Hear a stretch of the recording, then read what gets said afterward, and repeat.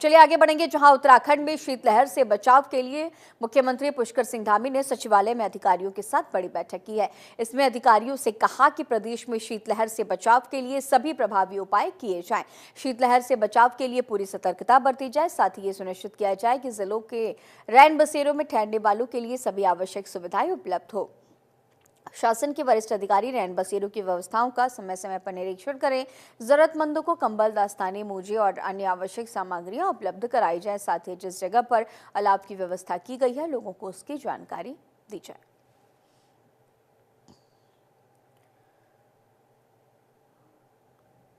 तो सीएम धामी ने जरूरी दिशा निर्देश दिए। हमारे गरीब वर्ग के लोग हैं, दूर दराज के लोग हैं और बाहर से आने वाले जो हमारे पर्यटक हैं, श्रद्धालु हैं, उनको किसी प्रकार की परेशानी न हो, इसलिए जगह जगह पर अलाव जलाए जाएं। कंबल का वितरण जहां हो सकता है नए लोगों को, ज़रूरतमंद लोगों को किया जाए। साथ में सड़कें इत्यादि जो बंद हो जाती हैं बीच में कहीं बर्फबारी के कारण से उसको खोलने की तत्काल व्यवस्था हो।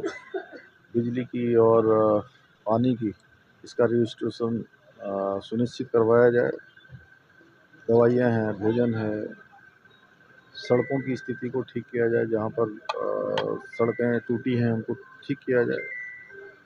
और साथ ही साथ शीतकाल यात्रा भी जो हमारी चल रही है, उसके संबंध में भी चर्चा हुई है। पिछले सालों के मुकाबले इस साल आने वाले जो पर्यटक हैं उनकी संख्या भी बढ़ी है और ये हमारी एक अच्छी शुरुआत हो गई है। बड़े उत्साहजनक रहा है और 2024 के साल में अनेक सारी उपलब्धियाँ राज्य को मिली हैं, राज्यवासियों को मिली हैं और अब 25वें साल में हम प्रवेश कर रहे हैं। तो 25वां साल हमारा और उपलब्धियों भरा हो, क्योंकि ये हमारा रजत जयंती वर्ष भी है। तो सभी विभाग उस दिशा में काम।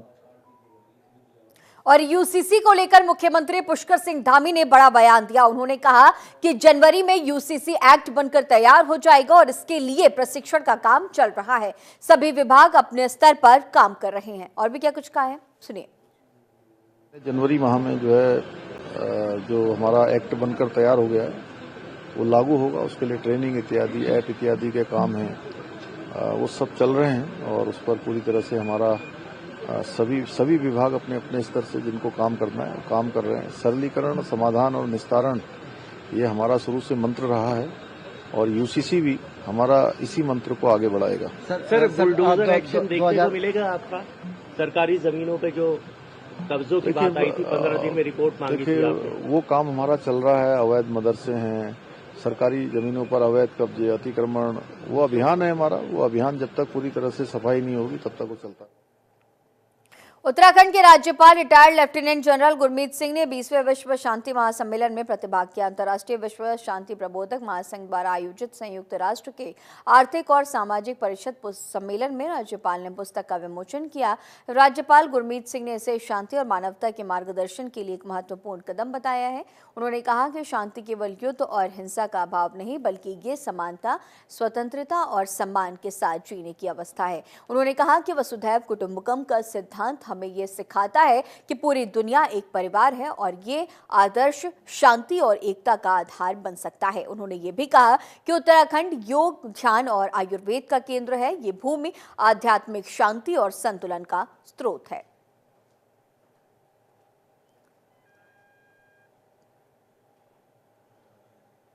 हरिद्वार में नगर निकाय चुनाव को लेकर बीजेपी और कांग्रेस कार्यकर्ताओं में गजब का उत्साह देखने को मिल रहा है।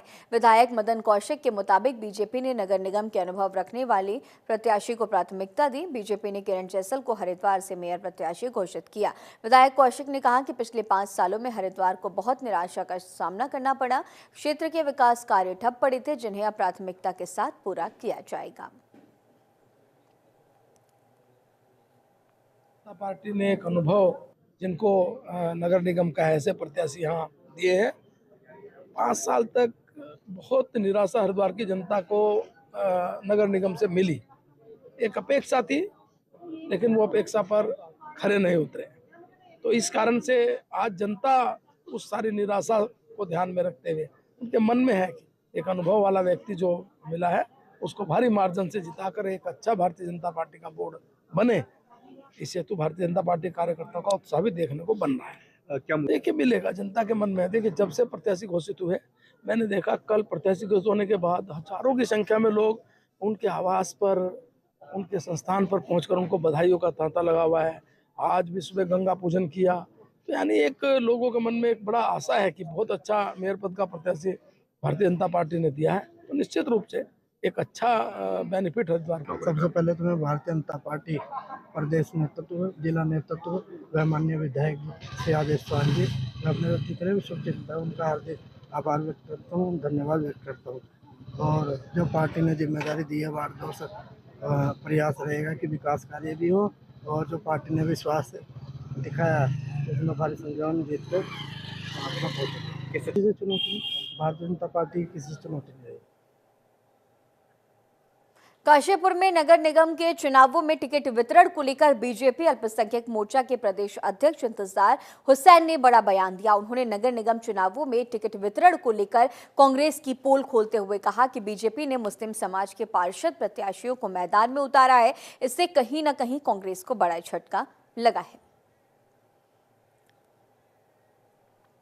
तो इंतजार हुसैन ने कांग्रेस पर निशाना साधा। अल्पसंख्यक मुस्लिम समाज को वोट बैंक की राजनीति में प्रयोग किया।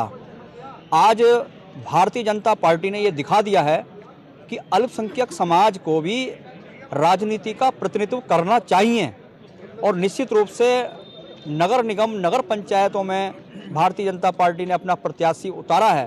तो ये कांग्रेस को झटका है, और कांग्रेस को ये दिखाया है कि देखिए, जहां आप लोग हमारे ऊपर आरोप लगाते थे कि भारतीय जनता पार्टी मुस्लिम को उम्मीदवार नहीं देती है, टिकट नहीं देती है, वहां भारतीय जनता पार्टी ने अपने वार्डों में प्रत्याशी घोषित किया है, उनका नाम दिया है।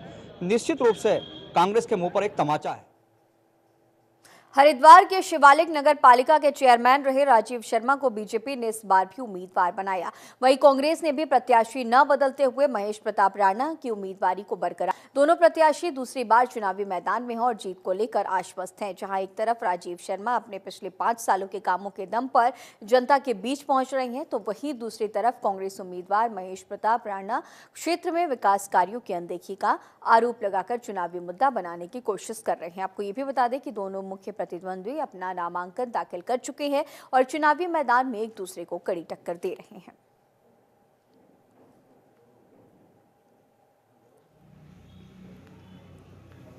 निश्चित रूप से जो कमियां पिछली बार रह गई थी, बहुत कम समय था, जनता तक हम अपनी बात नहीं पहुंचा पाए थे। अब की बार हमारे पास समय भी है, और जनता, सबसे बड़ी बात यह है कि नगर पालिका में जिस तरह से पिछले 5 साल काम हुआ है, आप ये मान के चल लीजिए कि वो 5 साल आगे ना बढ़ने के बजाय 5 साल पीछे हुई है। जनता के पैसे की जिस तरह से घोटालेबाजी हुई है, उस घोटालेबाजी को बंद करने के लिए। और दूसरा, मैं तो सीधी सी एक बात कहूँगा कि ये टिकट मेरा नहीं है, ये जनता का टिकट है। ये जनता की आवाज़ पे, जनता के सर्वे के आधार पर ही कांग्रेस पार्टी ने मुझे टिकट दिया। इसके लिए पार्टी का बहुत बहुत धन्यवाद, आभार प्रदेश नेतृत्व का, हमारे जिला नेतृत्व का। और जीत तो पिछली बार भी सुनिश्चित थी, इस बार पिछली बार से भी 2 गुना सुनिश्चित है। अब तो इस बार तो क्योंकि ये जो बात अनुभव की नहीं है, क्योंकि 5 साल जो हमने नगर पालिका का काम किया, हालांकि 2 साल कोविड में रहे, उसमें कोई काम नहीं हो पाया, तो आखिर के 3 साल में काम हुआ। काम ईश्वरीय कृपा से और पार्टी के निर्देशन में, मोदी जी की प्रेरणा से इतना अच्छा काम हुआ कि 6 साल पहले की नगर पालिका और आज की नगर पालिका क्षेत्र, उसमें दुनिया भर का अंतर है। देखो, उनका काम तो आरोप लगाने का ही है, वो आरोप लगाते रहेंगे, उन आरोपों में कोई दम नहीं है। और जो प्रतिद्वंदी हैं वो कहीं सामने ठहरने वाले नहीं है।